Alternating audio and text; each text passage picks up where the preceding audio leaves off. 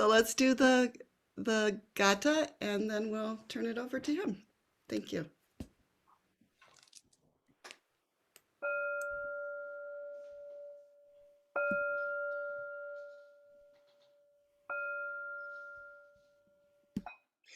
Gata on opening the sutra. The Dharma, incredibly profound and infinitely subtle, is rarely encountered even in millions of ages. Now we see it, hear it, receive and maintain it. May we completely realize the Tathagata's teaching.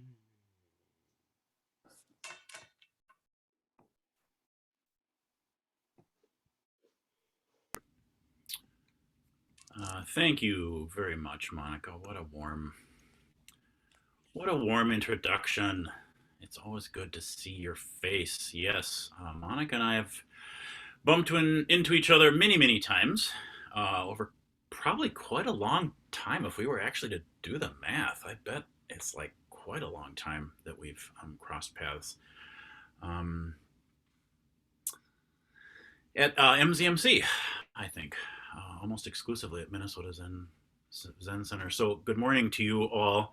Thank you, Santa Barbara Zen Center, for this kind invitation. It is lovely. It is lovely to sit in this circle with you all. I'm grateful. I'm grateful for the invitation to practice with you. And in this particular expression of practice, I move the mouth part of my face and you listen with the ear part of your head. This is just part of the ritual that we call a Dharma talk. What I really appreciate about the spirit of the opening the sutras verse, you have a different translation than the one I'm used to. There are many different translations, of course, of many of these verses that we're accustomed to in our Zen practice. But I love the implied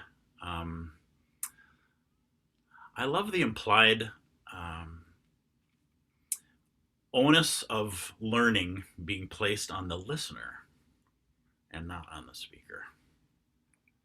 When I first heard it, I thought, oh, like deep and subtle and profound. And oh man, does that put a lot of pressure on the speaker? Until I kind of listened a layer or two beneath and went, no, it's happening now, and it's everywhere, and it's what you're breathing and what you're seeing and what you're hearing. So no, it's entirely up to me as the Dharma talk recipient to find it, because I've just been assured it's here. It's not that knucklehead's job to give it to you. It's already here. So I kind of like that. It always helps me relax as a speaker. Before I jump in, I'm wondering if for about a minute or so, I wonder if I could have co-host status or the ability to screen share. If not, it's A-okay. I'm giving this to you here. I don't want to put you on the spot, but if that's possible, I could do a screen share of my fun starting point here for my talk. And if not, try right now, Busho. Let me see if I can here. Aha!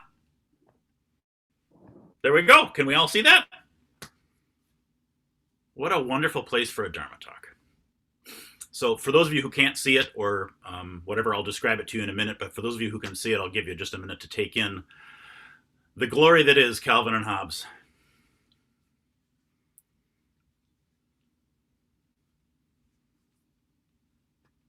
That's one of my very favorites. Okay, does everybody have it? That's the question we're going to engage with and refuse to answer today. Where does the bread go? So there we go. It's just the sweetest darn thing, I tell you. Okay, so here's what I have in front of me. Here's my notes. I'm going to try to be a good boy today and stick to them. I'm sort of famous for, in fact, I don't know if Monica was part of this conversation or not, but I was sitting in a group of teachers at some point at MZMC a number of years back, and we were talking about the way we create Dharma talks. And do you bring into the Zendo with you just kind of bullet points, things you want to cover because you're a little more extemporaneous, or do you write out like every word and every sentence, or how do you go about it? And people had, of course, differing styles. And I learned about myself that I'm one of those people who will write the talk out, every comma, quotation mark, complete sentences, the whole thing, and then I have it in front of me, and then I promptly ignore my notes and go off script.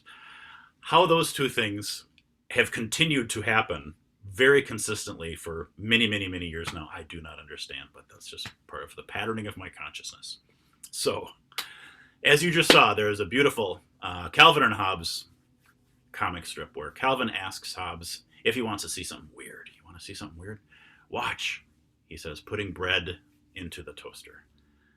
You put bread in this slot and push down this lever, and then in a few minutes, toast pops up. Wow! Hobbes puzzles at this. Where does the bread go? Beats me, says Calvin. Isn't that weird? So I ran across this strip, I think online, someplace, and then I had it out for my run, my daily run. And as I was, you know, the way we think differently, right? When we're in the shower or raking leaves or at the gym or whatever, the way our brain assembles information, all of a sudden I went, oh, that's like Dogen's. That's like Dogen's passage on firewood and ash. So that's what I'm going to play with today. And the joke that we start with, this beautiful comic strip, we're now going to ruin, I'm afraid, by dissecting it. And there's nothing that kills a joke quicker than dissecting it.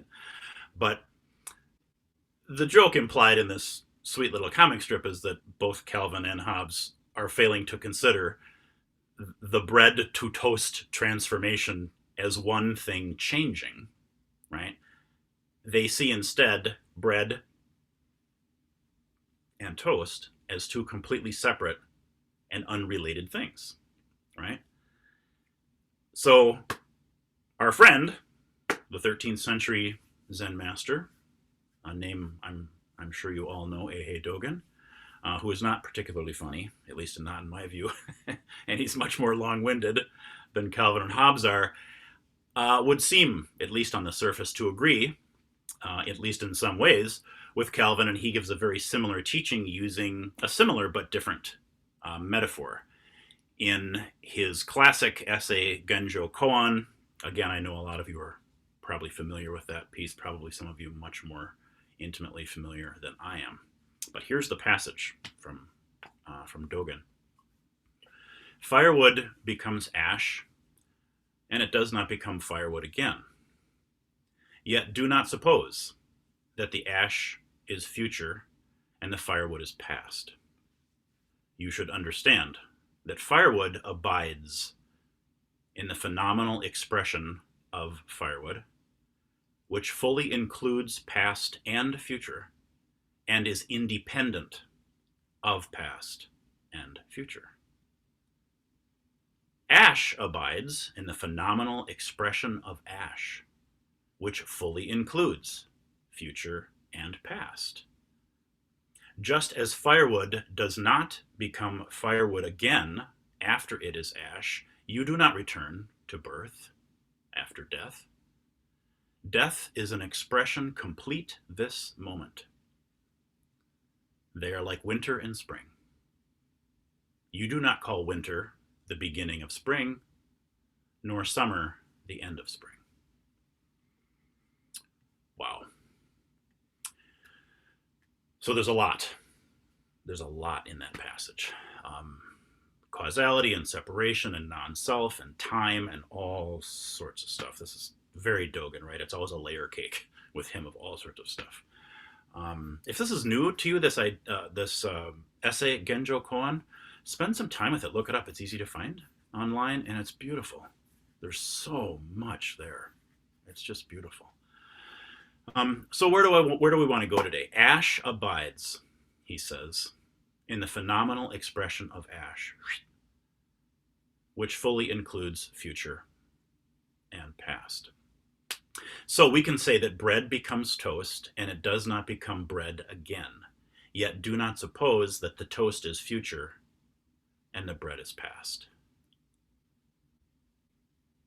So Buddhism teaches us that there is no separate abiding thing called bread, right, that moves through time. That's not the way it works. That's to separate time and things. And Buddhism does not do that, especially not Zen. There is no separate abiding thing called bread that changes into a separate abiding thing called toast. Bread is in the phenomenal expression, the dharmic position of bread. Toast is in the phenomenal expression, the dharmic position of toast. So bread is moment, toast is moment, firewood is moment, ash is moment, tree, seed, earth, all moment. So you right now, taking the breath that you are taking, feeling what you are feeling right now, moment. Your phenomenal expression, your dharmic position.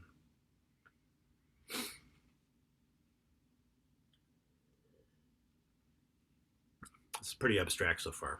I promise it starts making sense. Because, since this is Buddhism, right? Pardon me. Since this is Buddhism, we always have to start with dukkha. It always has to connect back to dukkha. It always has to have some relationship with something practical. Why are we doing this? Why are we studying the nature of time or causality or separateness or self or non-self? Because it has a relationship with how we create our own suffering. That's always the bottom line with everything in Buddhism. It has to have some sort of practical application. The practice, the teaching, the idea, the worldview, the construct. How does it help? How does it help, right? We start with our suffering. We start with our relationship to our suffering. That's actually why this teaching is being given by Dogen, right? So let's pretend this morning as you're listening to me, this morning as I'm talking with you, let's pretend that irritation is one of the things that you are mindful of the arising of. You notice, along with what you see, what you hear, what you're smelling, the experience of your body, touching your cushion or your chair back. One of the things you notice in the arising of moment is irritation. Let's just say that's plausible because it happens a lot, right? Because we're human beings. So, that's one of our companions. Irritation arises, right? You got caught off in traffic, or your friend said something that didn't make sense to you, or somebody coughed during your meditation, or you're still rolling around a story in the back of your head about something that kind of tweaked you, right? So you, in this scenario, you feeling what we call irritation is moment. So we can say irritation abides in the phenomenal expression of irritation, which fully includes future and past. Or, if you're not feeling irritated, if it's something else, busy mind, let's say. That's another common companion, right? Busy mind abides in the phenomenal expression of busy mind, which fully includes future and past, or grief, or contentment, hope, joy, fully abiding in their phenomenal expression, fully including future and past. The fully including is what's interesting to me. Do you see sort of the pattern that Dogen starts, but I'm kind of trying to make a little more explicit? All moments abide in this moment. That's the Zen understanding of time, because of non-separateness. All moments abide in this moment. In fact, it struck me. Who was I saying this to? I was just saying this the other day. I said, I've been listening to these old recordings of, there aren't that many of Suzuki Roshi still around. There's a handful of recordings, audio recordings of Suzuki Roshi giving Dharma talks in Katagiri. Thank goodness. The early MZMC members recorded hours and hours and hours of Roshi's talks, and they're on the website. They're part of our podcast at MZMC. So many, many, many recordings of that first generation of Japanese Zen teachers. And this is just anecdotal because this is based on what the talks I happen to have heard. But I'm amazed how often they say moment and not the moment, that they drop the article. That's interesting to me. So I know that English wasn't their first language, so perhaps that was an unintentional choice. But I'm also aware that the first generation of their heirs, their students, that became teachers and taught also have this kind of verbal habit of saying, yeah, return mind to moment without the article. And I kind of thought, there's a dharma to that. I don't know that I've ever heard Katagiri Roshi or Suzuki Roshi refer to present moment. Perhaps it's in the books I'm just forgetting right now. Where it takes me, though, is the idea that they just use the one word because there is only the one thing. To even say present moment doesn't kind of make sense because it sort of suggests past and future, which aren't happening and can't happen, and so therefore just moment. And even the becomes unnecessary because there aren't several amongst which to choose. There's just moment, right? All moments abide in this moment. All moments abide in moment. All moment is moment. Are all kind of different ways of saying this, right? So it makes sense that we would be able to touch all the forms that our dukkha takes, our anger, all the forms experience takes, grief, confusion, stillness, contentment, greed, right? All the paramitas, all the poisons, right now in this phenomenal moment. To me, the practical dimension to this is what makes sense is that I can only meet my sadness with my compassion right now. And to do that is to do it for all time. I can only meet my delusion, my misunderstanding with my clarity, my wisdom.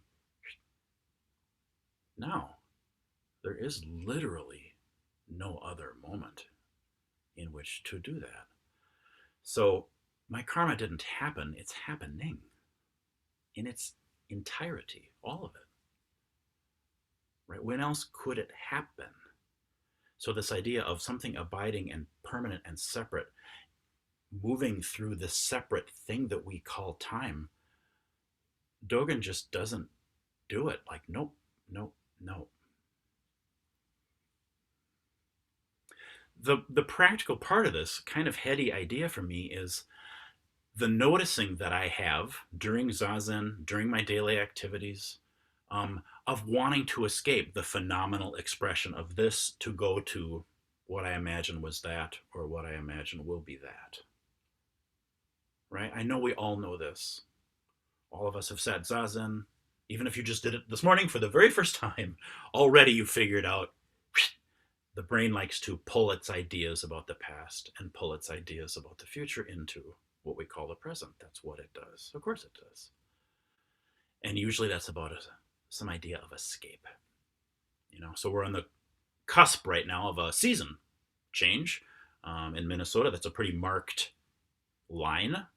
Takes place over several weeks, but it's kind of a dramatic change to move from summer to fall to winter. And many of us try to escape, either physically by getting in a car and driving to Arizona, which a lot of people in this part of the country do, or we do what human beings do, right? We constrict. We constrict, we resist, we create dukkha. I wish it were different than it is. I want to escape the phenomenal expression of winter and try to get to the phenomenal expression of summer. And of course, it doesn't work that way, does it? I try to escape the phenomenal expression of irritation to try to get to the phenomenal expression of happiness. Welcome to Zazen, right? The watching of that happening is Zazen. So, to me, this is about relationship, actually. I appreciate that first generation of Zen teachers sometimes would use the word intimacy in the place of enlightenment, that there was some sort of implied either similarity or even an implied identity between those two ideas. That relationship is enlightenment and enlightenment is just relationship, right? And what I'm aware of is our teachings in Buddhism about what actually causes suffering, as opposed to just pain, is my refusal to relate. I need it to be different. I do not accept you right now. I don't accept you irritation. I don't accept you fall. I don't accept you car horn outside of my door, or pain in my knee, or grief at the loss. I don't accept it. My heart is in a state of no. I don't accept toast. I want the bread back. It's what we do. This is so familiar, I know, to all of us, right? Suffering is caused by a refusal to relate. And the beauty of what Dogen's saying is, when we can see it, is suffering is caused by a refusal to relate to the only thing that actually is. Moment. As it is. That's it. It's very Zen, right? That's all that there is. That's all that I can actually rely on. This moment exactly as it is. There's the object of our faith, in a sense. There's the stability of our practice. We can rely on things as it is, moment as it is. And so, wow, the idea that, oh, my suffering is just caused by a refusal to relate to it. I just will not accept it. I desperately need for it to be different in order to be intimate with it. That's why we sit. It's why we give talks. It's why we listen to talks. It's why we do kinhin. It's why we eat oryoki. It's why we do all the stuff that we do. Just to invite ourselves over and over, be reminded of the infinitely open door of you can actually relate to this. Right now, you can be intimate with it. I promise you have that capacity. And you can cultivate that capacity, right? You get better at doing it. There's your enlightenment. Right? Of course, it makes sense that there's a part of us that doesn't want to feel the sad or the anger or the confusion, the dukkha, right? Because that part of us always believes there's a better moment to get to. There's an ash moment it wants to get to, or a summer moment, or some sort of life experience that's better than the stupid toast moment that's showing up, or the firewood moment, or whatever it is that we're defended against. It's a very simple thing, actually. It's a very simple movement. It's not easy, but it's simple. I think when we do Zazen long enough, and we start to really see this dynamic within our consciousness, we get good at watching the switch kind of get flipped, going, oh yeah, I just said no. Boom, because suffering just immediately arose. We can sort of see the relationship there, right? Does that kind of make sense to folks? Yeah, me too. In Monica's kind introduction, she mentioned that I'm a spiritual director, which is true. I've been doing this for a number of years now. You know, in our tradition of Zen, we know that like meeting with a teacher, sitting down with one other person and talking really deeply about our practice life, our spiritual life, whatever words we want to use to describe that, is very central to Zen. You know, Dharma talks and classes and this kind of practice periods are really good at giving us insights into scriptures or teachings or ideas, but by definition, they have to be kind of broad brushes, right? We're talking to a large group of people and all that kind of stuff. Whereas that sort of one-to-one dokusan, if it's formal, that kind of container gives us an opportunity to bring something very specific, kind of like karmically unique about our own life that we get to offer to our teacher and say, this is how the dukkha shows up for me. This is where I'm caught. Is there something you can help me with? I love that work. I love meeting with my own teacher in that capacity, but I also love being able to sit with people one-to-one. It has a lot of meaning for me. But it doesn't take long doing that, meeting with a number of different people of different faiths, ages, skin colors, genders, traditions, to really realize, oh yeah, humanity is just wired like humanity. The people I meet with are wired exactly like I am. They want to go to the thing that they like and get away from the thing they don't like. I'm laughing at just the simplicity of like, well, of course. Duh. Of course. We just see how tenacious that is. Right? We see how hardwired we are. What a deeply human tendency. This fundamental dukkha that Buddha talked about 2,500 years ago, this no. The no to how things actually are. And the desire to want to move back to the bread moment. Or ahead to the toast moment, if we're attached to toast. And we forget. We haven't been exposed to the idea that moment includes all moment. Fully includes future. Fully includes past. To me, the beauty there is that there is no place to go. That sounds like a constriction. That sounds like a limit, right? It's like Pema Chodron's beautiful book titled The Wisdom of No Escape. We hear no escape and we think, oh no, trapped, claustrophobic. It's the opposite. It's really the opposite. When we realize there is no other moment to go to, we abide in our phenomenal position. The phenomenal position of this. the no escape, think of the energy that saves. I just don't need to be constantly trying to use this to escape from the thing I can't escape from. And so now there's no arena for my compassion but this. There's no place for it to go other than right here, the suffering I can feel and I can taste. Right? There's no place for my wisdom to land, the light of my kind awareness to land, other than right here in whatever delusion is arising right now. Right? There's no phenomenal expression of Buddha other than you. Right now, that's the phenomenal expression of Buddha. Has to be. Right? That's standard Zen. When else could it possibly be? Right? That means no escaping from Buddha. No escaping. No escaping from ourselves as Buddha. And because we're Buddha, right? We're Buddha. We're Buddha nature. That is our fundamental identity, consciousness, right? Because that is true, we have actually no choice but to relate with kindness and with clarity to whatever dukkha is arising, because that's what we are. It's what we do. It's what Buddha does. You shine the light.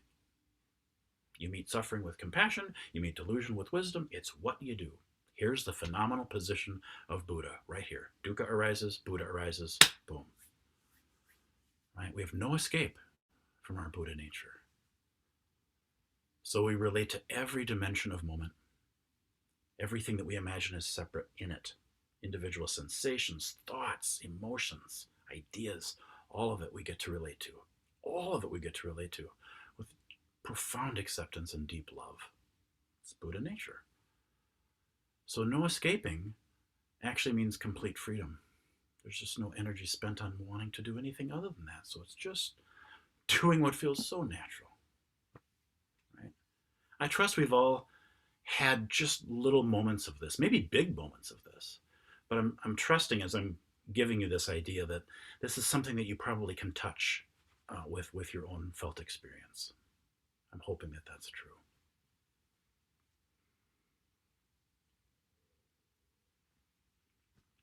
So we're getting close here. I want to just switch and use another voice. I think it's cool to get the same teaching in a couple of different voices because sometimes something lands in us in a different way when we hear it. So the other voice I want to use is Mary Oliver. A lot of us know Mary Oliver. She is not, in fact, a Dharma teacher, but boy, she's quoted a lot by Dharma teachers.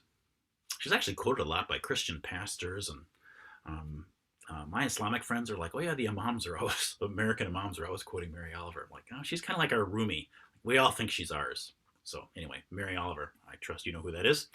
She actually has a similar idea at the end of one of her poems that I was reading because it's called Fall Song, and it is fall.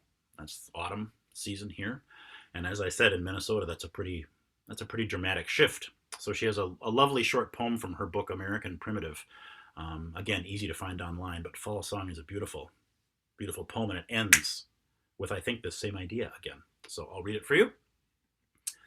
Mary says, another year gone, leaving everywhere its rich, spiced residues, vines, leaves, the uneaten fruits, crumbling damply in the shadows, unmattering back from the particular island of this summer, this now. That now is nowhere, except underfoot, moldering in that black subterranean castle of unobservable mysteries, roots and sealed seeds, and the wanderings of water. This I try to remember when time's measure painfully chafes. For instance, when autumn flares out at the last, boisterous, and like us longing to stay, how everything lives, shifting from one bright vision to another, forever in these momentary pastures.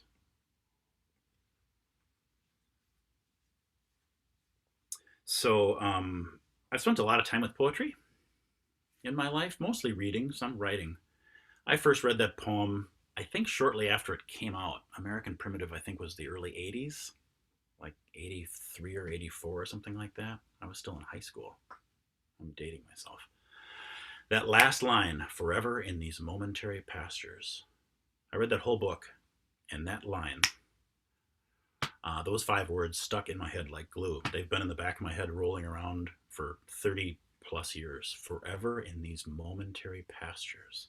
It's absolutely fascinating to me, that line, because I can just feel the teaching. And again, I don't know that this is intentional. I'm not claiming that Mary Oliver is a Buddhist or trying to give us some sort of Dharma here. She's just writing a poem. But forever in these momentary pastures, here we have forever, the idea of forever, eternity, right? Non-time, whole, right? Forever, eternity is whole, not separate, complete, right? And momentary pastures, impermanent. Pastures, discrete, separate, boom, boom, boom. Separate, eternity, time. Non-separateness, separateness. Forever in these momentary pastures. I'm just positive Dogen would have been like, that's awesome. It's like the symbol of the cross, right? Here we have the vertical axis. Eternity, the absolute. Buddha, the Dharmakaya, outside of space and time. And then right where it meets, boom, that point where it meets the horizontal axis, karma. Cause, effect, time, change, linearity.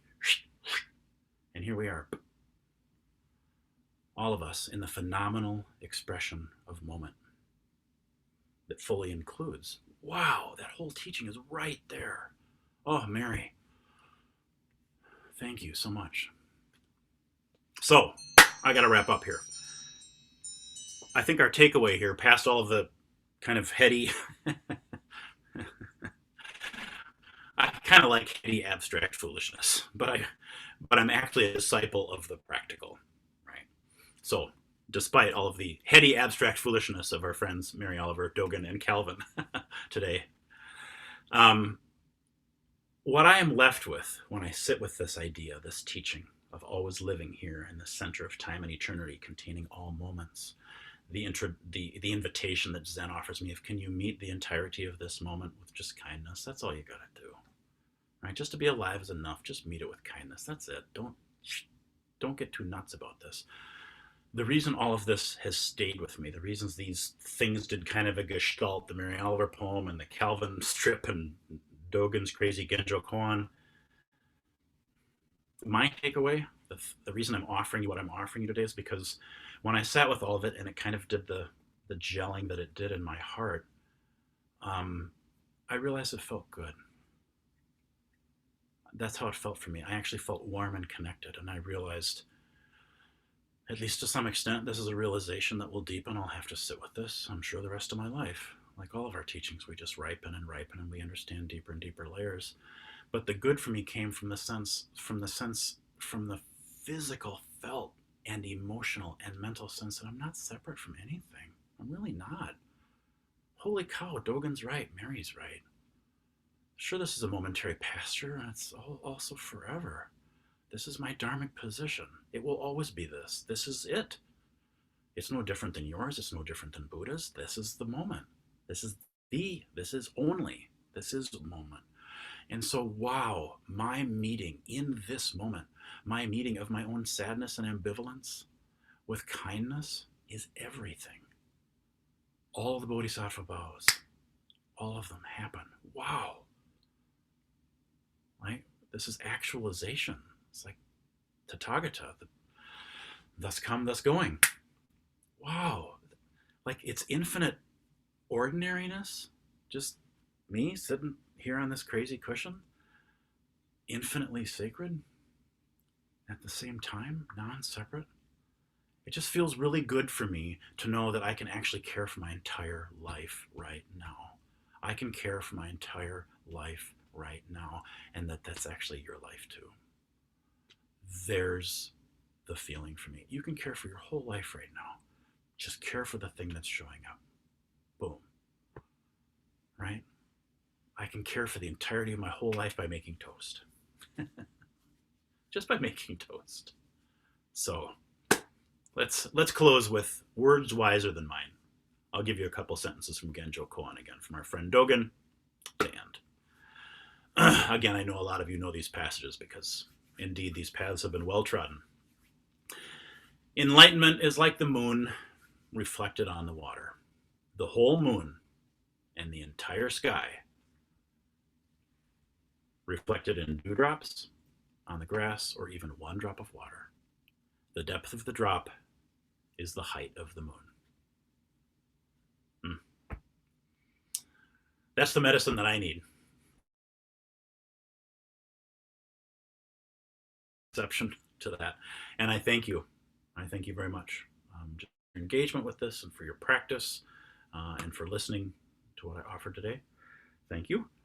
And my understanding is now we all get to share with one another comments and questions and expressions and all sorts of stuff. Is that right? Is that what we do now?